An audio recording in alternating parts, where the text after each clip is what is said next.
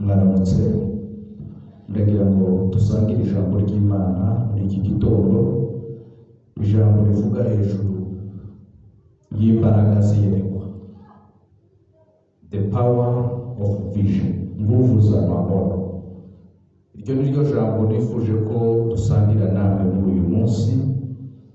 Ndagira ngo mukurikire, mutangize iyi video, uyishireho umutima, uyishireho ibitekerezo byose, kugira ngo Imana iguhishurire. Ubushize narababwiye mu ijambo ry'Imana niryo usomye muri Bibiliya, nyuma yo kurisoma muri Bibiliya noneho ijambo ry'Imana ukaza kurihishurirwa n'umwuka wera w'Imana. Hanyuma yo kurihishurirwa n'umwuka wera w'Imana, ijambo ry'Imana rikaza gushirwa mu bikorwa nawe. Uyu munsi ndifuza ko tusangira ijambo ry'Imana rivuga hejuru y'imbaraga z'iyerekwa.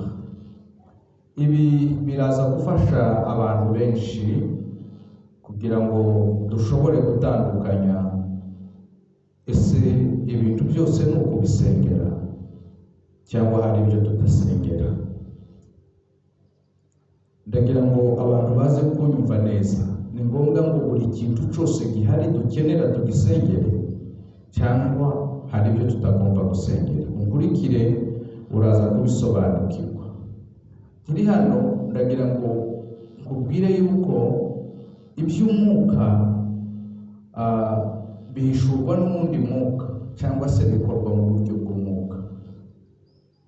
Iby'umubiri nabyo tukabikoresha imbaraga zisanzwe z'umubiri. Mu gitabo cy'umubwiriza haravuga ngo umurimo wose werekeje w'amaboko uwukorane umwete. Aha nta by'umwuka birimo, munyumve neza. Ariko ibintu by'umwuka birasaba ko tubihishurirwa n'umwuka. Niko Pawulo usome urwandiko rwa mbere rw'Abikorinto ku bice 2 ukomeze uraza kubyumva aho Pawulo yavuga ngo iby'umwuka bisobanurwa n'ubundi mwuka. Niyo mpamvu ngira ngo abantu basobanukirwe, kuko ibintu byinshi kubera umwanya twahaye idini cyane mu bitekerezo, ikintu cyose abantu bavuze ko ari ugusenga no kwiyiriza, no gufata umwanya no gutinda cyane dusenga mwiyerekwa n'ibindi. Ariko ndaje kwereka ijambo ry'Imana rivuga hejuru y'imbaraga ziyerekwa. Ntaratangiza rero mukomeze, reka nze nkwereke ibintu 7. Tega amatwi ibi bintu 7. Hano naje kukwigisha, ntabwo naje kukubwiriza. Uko urabwirije warakishijwe, wakiriye Yesu umwami n'umukiza, uyu munsi birasaba ko wiga ijambo ry'Imana. Hari ibintu 7 ngira ngo dusangire hano. Ndaza nkweza imirongo biblique uze kuyisoma wenyine, wenda kugira ngo tiyo ufite utaza kuba ndende murambabarira. Ibintu 7 maadui 7 wanaozuia hatima yako. Baze nkwereke ibintu 7 bishobora kuburizamo imigambi yawe cyangwa se gutera imbere kwawe, wasenga utasenga, waba ukishijwe waba udakishijwe. Ibi bintu 7 birakureba. Woba mu mwuka cyane, woba mwiyerekwa cyane, woba umupasitori, woba umuvugabutumwa, woba uzi ijambo, uko waba uri kose, ibi bintu bishobora kuburizamo gahunda zawe zo gutera imbere mu buryo bwose, ari mu buryo bw'umwuka, ari mu buryo bw'umubiri busanzwe. Ndifuza ko utega amatwi ukiga ijambo ry'Imana. Ikintu cya mbere ni ukubura maarifa. Maarifa ni ubumenyi. Kubura ubumenyi. Kubura ubumenyi, haleluya. Kubura ubumenyi ni ikintu gikomeye cyane kizatuma utagera gushaka kugera. Kubura ubumenyi ni ikintu kibi kizatuma utagera gushaka kugera. sinzi mikrofone yacu kwimeze ariko muraza kuyihanganira. Nureba mu gitabo urwandiko rw'Abayefeso ibice 4:18 haravuga hati ubwenge bwabo buri mu mwijima kandi ubujiji buri muri bo no kunangirwa kw'imitima yabo byabatandukanije n'ubugingo buva ku Mana. Ibi biravuga hejuru yo kubura ubumenyi. Ndagira ngo nkubwire wowe munyamasengesho, wewe muvuga butumwa, wowe musenzi, ikintu cya mbere ugomba gushaka ni ubumenyi.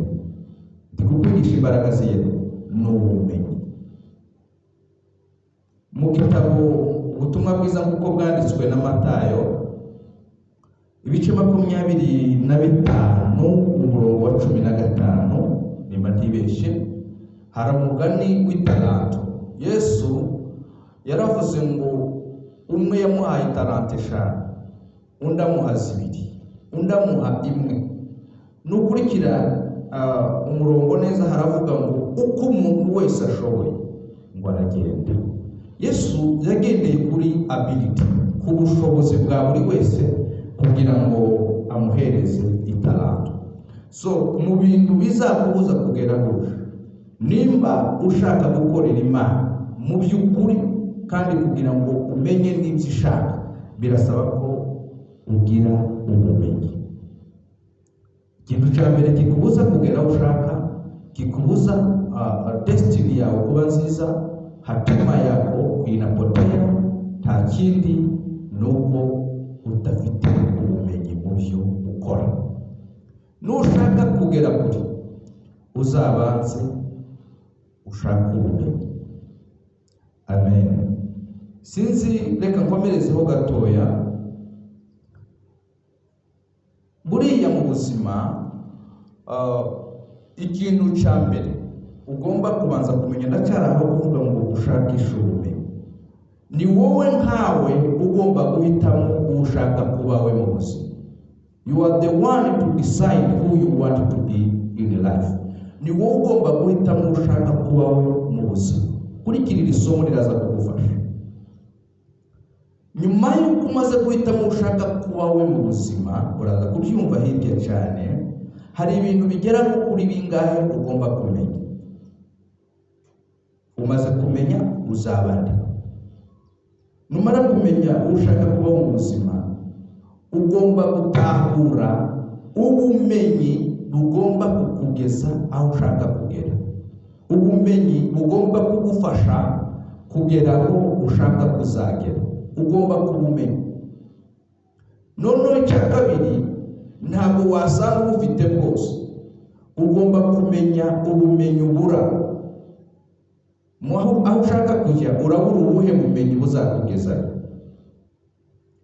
Icya gatatu, ugomba gushakisha uburyo ushaka ubwo bumenyi. Mwumva ko ngeze harya hantu navugaga. Ugomba gushakisha uburyo ushaka ubwo bumenyi. Reka kwicara ngo umunyedini ngo usenge ngo Imana irakwigisha ikintu runaka. Apana. Imana yarakuremye, iguha n'ibintu byose bikugize, kandi iguha n'ubushobozi bwo kuronka icyo ari cyo cyose ushaka kuronka. Kankomeze nkubwira icya kabiri. Icya kabiri kikubuza kugera aho ushaka ni wrong attitude, mtazamo mubaya. Mtazamo mubaya. Gutekereza ikintu nabi. Imitekerereze y'ikintu runaka ariko mibi. Wrong attitude, mtazamo mubaya. Ushobora kubutekereza ikintu ukagitekereza mu buryo buri negative cyangwa mu buryo butariho. Icyo kintu kizakubera imbogamizi y'imibereho yawe y'ubuzima bwawe. Wosenga cyane, utosenga cyane, wowe umuririmbyi, wowe uri iki, you have gukuraho wrong attitude. Ugomba gukuraho ubu buryo bw'imitekerereze idahwitse, uburyo bw'imitekerereze bibi. Reka nze mwereke, hari ushobora gusenga ngo Imana iguhereze ibintu runaka, ariko mtazamo wako ni mtazamo wa maskini. Ukaba mu myumvire yawe no mu bwenge bwawe uri umukene. ariko ukabusenga Imana ngo iguhe ubukire, ndakubwiza ukuri ntabwo uzabona. Icya gatatu ni lack of strategy, ni kukosa mkakati, ni ukubura strategy. Ubu buzima burasaba strategy my friends, nshuti zanjye. Ubu buzima tegera ibi bintu bitatu. Ubu buzima burasaba strategy, burasaba gutegura ibintu uburyo uri bubikore. Wenda nigera imbere ndakumvisa cyane ukuntu Yesu mu bikorwa byiwe byose yagiraga strategy. Yesu abantu yatumaga bose yabahaga strategy uburyo bari gukora ibintu. Nta muntu yatumye ngo areke kumuhereza uko ari bubigenze. None wowe uraho gusa mu myizerere ariko udafite strategies. Kuri iki ngiki cyo kubura cyo kugira wrong attitude, mtazamu mbaya, reka ngoze ibyanditswe nibyo bigufasha. Usome mu Migani ibice 23 umurongo wa 7, uraza gusanga ijambo ririmo rivuga ngo uko umuntu atekereza ni ko ari. Ndagira ngo ubwire yuko utazigera uba utariwe muri wowe.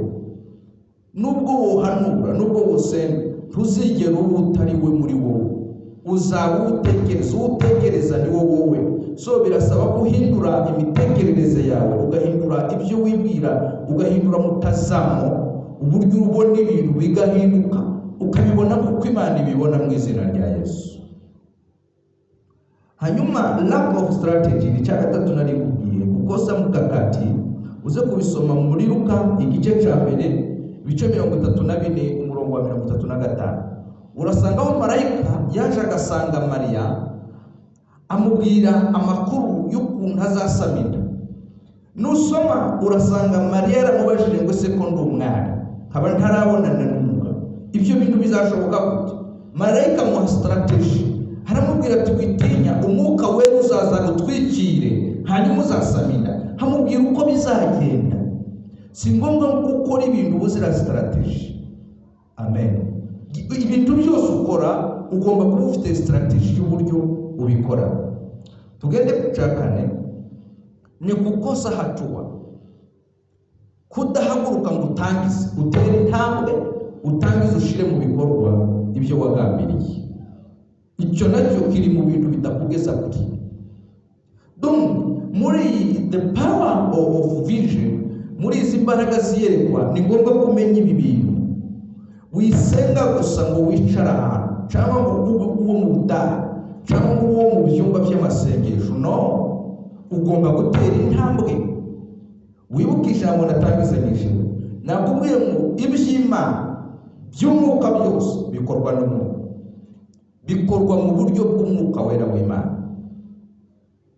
Ariko iby'umubiri byose bikorwa mu buryo bw'umubiri. Iyo ari ibikorwa ugomba kubikora, umurimo werekejeho amaboko uwukorane umwete.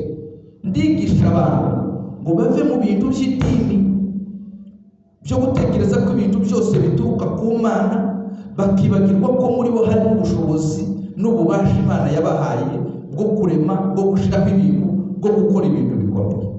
Sinzi nimba wari wibaza, abantu cyane cyane basenga usanga ari bo abantu mu bukungu bafite buke, ariko abantu badasenga ugasanga mu bukungu nibo bari hejuru cyane.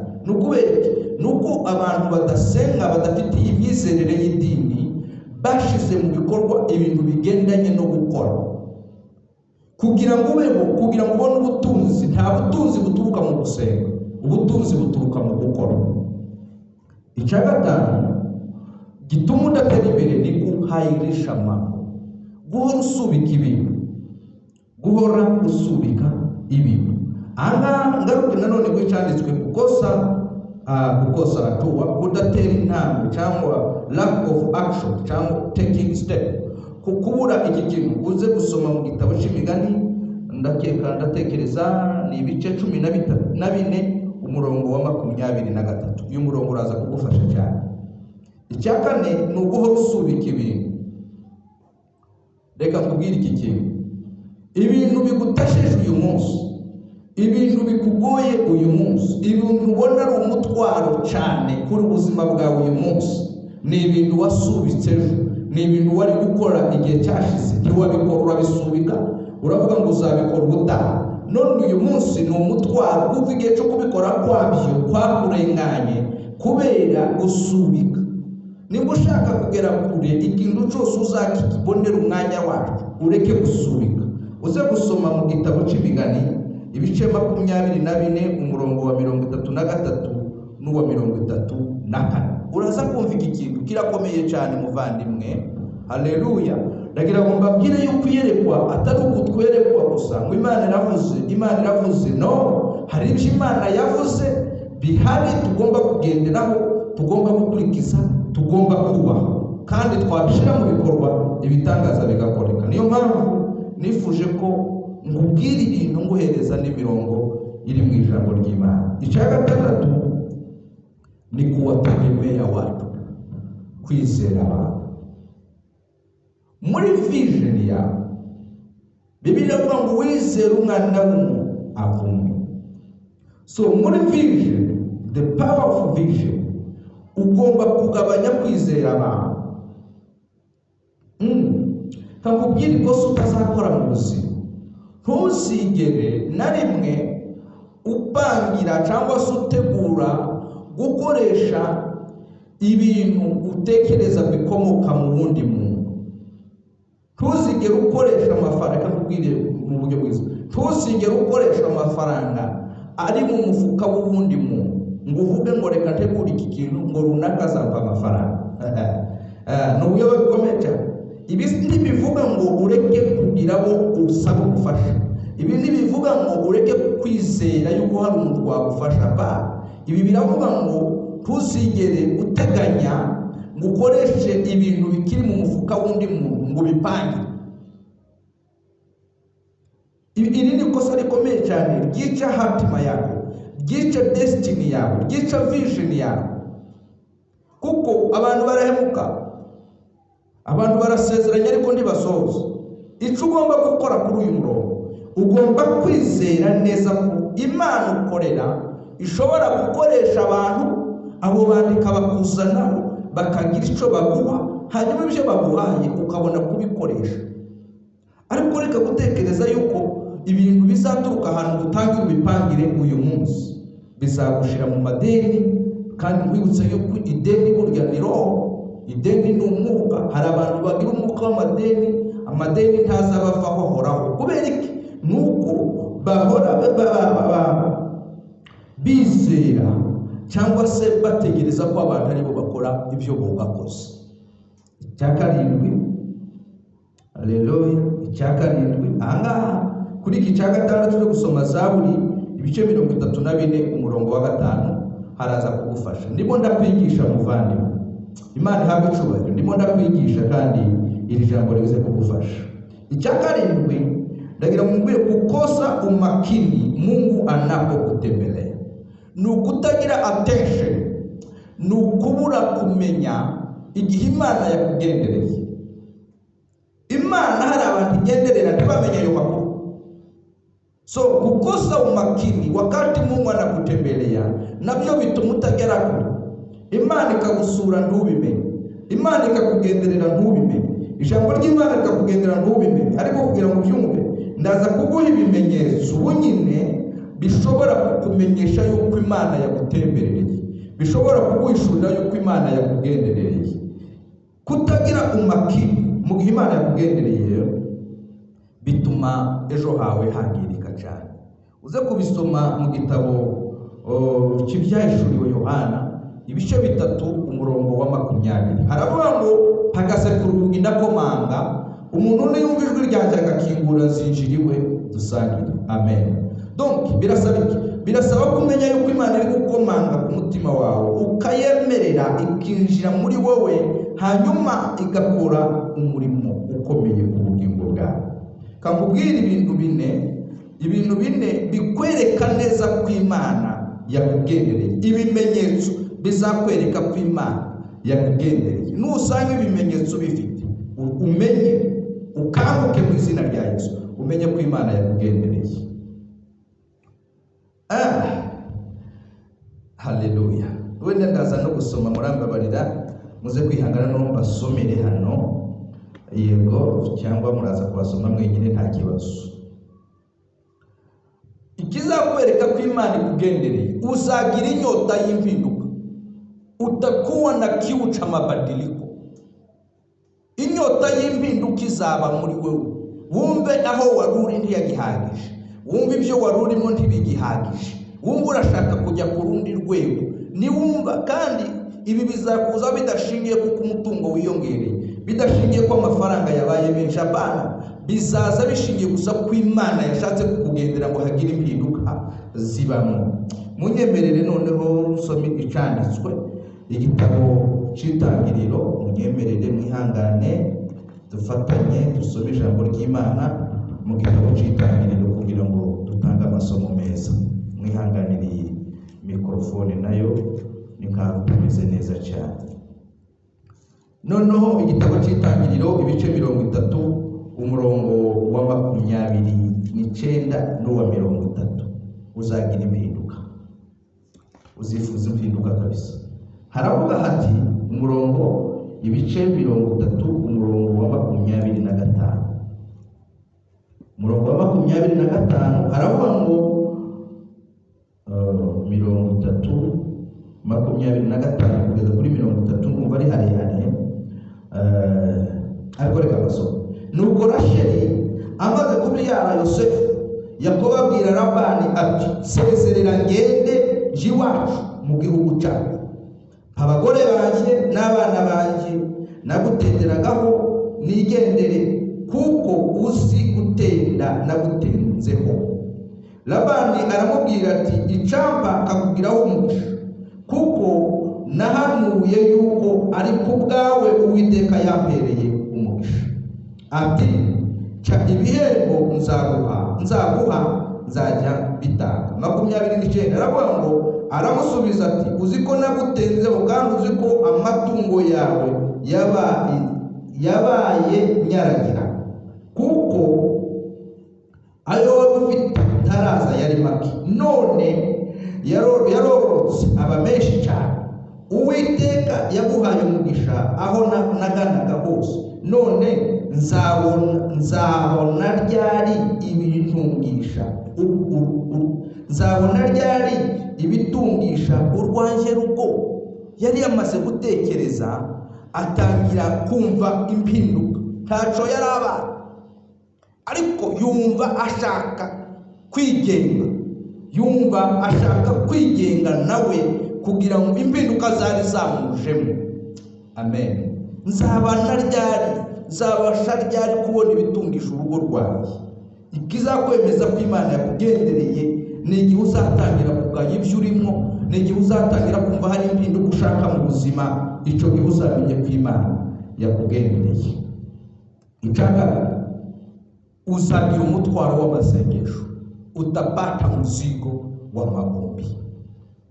Nubona uko wari usanzwe siko usigaye ugira inyota idasanzwe yo gusenga. Simvuge aya masengesho yo guharara, yo kugenda mu gititi, yo kugenda muri benshi, yo gukunda kwitabira ibitaramo. Ndavuga amasengesho muri wowe. Numara kumva umutwaro w'amasengesho muri wowe, ugatangira ukarusenga mu gicuku, ugatangira ukumbura shaka kwiherera ugasenga, niwumva ibi bintu byakuje uzamenye ngo Imana yakugendereye. Zaburi ibice 61 umurongo wa 1 kugeza ku wa 2, Yesaya ibice 66 umurongo wa 8. Uze kubasoma urumva neza. Amen. Ahandagira ngo ikimenyetso gikomeye, kuko hari n'igihe umwuka w'isi cyangwa se amaganya y'isi ashobora gutuma ujya gusenga, ariko bitandukanye. Mungu akikusukuma kuomba, utaomba kwa hiari. Shetani akikusukuma kuomba, utaomba kwa sababu ya woga. Kikindu chumve neza. Iyo ari Imana ikubwira ngo usenge, iyo ari inyota wahawe n'umwuka wera w'Imana, usenga ku bushake, ntabwo usenga ku zindi mpamvu, wumva gusa ushaka gusenga. Ariko iyo ari amaganya y'isi n'ubwoba watewe n'abadayimoni na Shetani, ikikujyana gusenga si ikindi n'ubwoba. Reka nsubire muri iki kintu cyumve neza. iyo ubushake bw'Imana bwaje mu mutima ngo uje gusenga, usenga ku bushake nta zindi mpamvu, kugira ngo ubyumve neza. Nubona utwarwa ku musozi gusenga kubera ubwoba bw'imibereho, ayo masengesho ntayaturutse ku mwuka w'Imana. Nubona gusenga kwawe ujya gusenga kubera ko wagize ubwoba bw'imibereho, wagize ubwoba bw'ubuzima, wumva watinye gupfa, wumva watinye gusema, ayo masengesho ntiyaturutse ku Mana, ni amasengesho y'ubwoba. Ariko ni wumva urasenga kubera uko ubyumva ushaka gusenga, hayo ni maombi ambayo ya kukujulisha kwamba muda wa Mungu wa kukusaidia umefika. Ichaka tatu, unakuwa na kiu cha vitu vya kiroho. Ikizakumenyesha ko Imana yakugendereye, uzagira inyota cyane y'ibintu by'Imana. Wumve ukeneye gusoma ijambo ry'Imana, wumve ukeneye gusabana n'abakozi b'Imana, wumve ukeneye kuba mu bitaramo, wumve ntiwosiba amateraniro, wumve ntiwosiba igitaramo. Atari ukugira ngo uje gusirimba, atari ukugira ngo uje kuramukanya, ari impamvu y'uko iyo nyota yaje. Uzakunda iby'Imana, uzasoma Bibiliya, uzasoma ijambo ry'Imana, rizagufasha kubera ko igihe cy'Imana cyo kugenderera cyaje. Ubisome muri Samueli wa mbere ibice 3 umurongo wa 21. Ichakane, Mungu anakupa ujasiri wa kudhibiti vitu. Imana iguha ubushobozi bwo kugira ibintu, bwo gutegeka ibintu, iguha ububasha, iguha ubutwari, ntugire ubwoba, ukaba wotegeka ibintu bikabaho mu izina rya Yesu. Usoma Abaefeso ibice 5 umurongo wa 16. Biraza kugufasha cyane muvandimwe, biraza kugufasha cyane muvandimwe. Ibi nubimenya, amina, ibi nubimenya, bigukure mu mwuka w'idini, bigukure mu mwuka wo kumenyera iby'Imana, bigukure mu mwuka wo gutekereza gusa iby'Imana uko bisanzwe uko wabibonye. Kanongere nkwibutsa iki kintu, wowe uri umwihariko cyane, utandukanye n'abandi, utandukanye n'abo muvuka, kandi ushobora kubaho bitandukanye n'uko bakuru bawe na baso wanyu na papa wawe na basokuruza bawe na basokuru bawe babayeho, kuko uri umwihariko. Hari icyo Imana yagutumye gukora mu isi. So hari imbaraga rero ugomba kugira zigendanye n'imbaraga ziyerekwa. Imana hari icyo ikwereka. Reka dusome Abaefeso igice cya mbere umurongo wa 18. Kundi igice cyane kunda ahantu haza hamfasha cyane.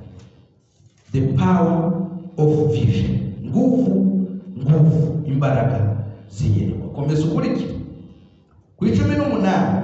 Reka duhere ku 17 bavandimwe.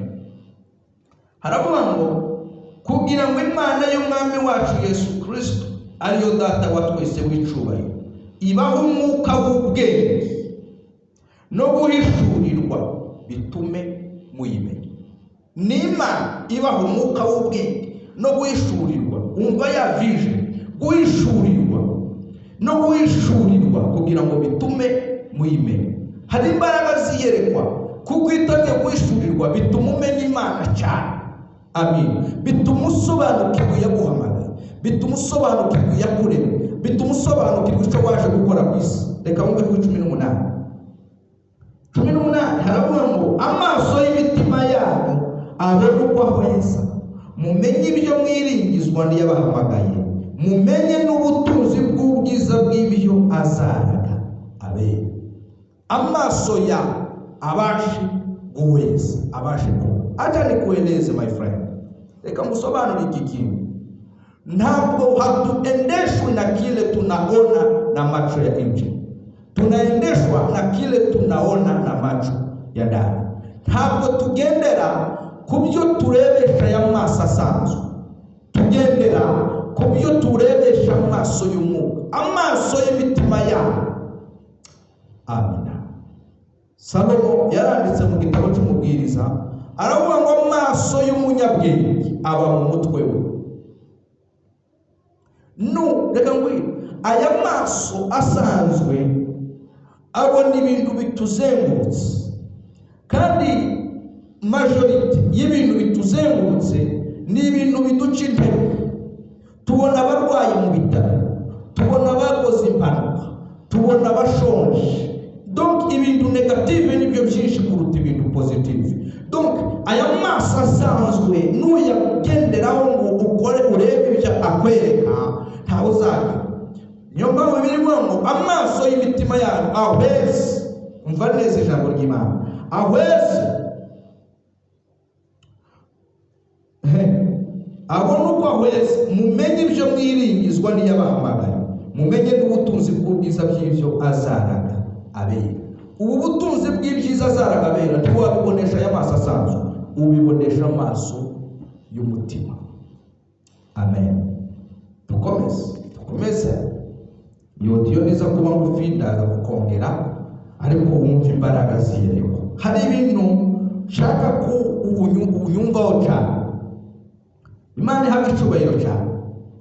Reka wewe, nta muntu, hakuna mtu anayeweza kufanikiwa bila maono. Nta muntu ushobora guhirwa atagiriye. Unyumve, ntushobora guhirwa udafite iyerekwa.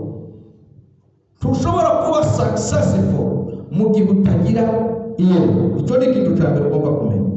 Muri Habakuki ibice 2 umurongo wa 2 haravuga ngo wandike ibyerekana, ubyandike ku mbaho kugira ngo ubibonye wese abyihuti, ngo kuko ibyo ubonye bizasohora, ntabwo byatinda bizasohora.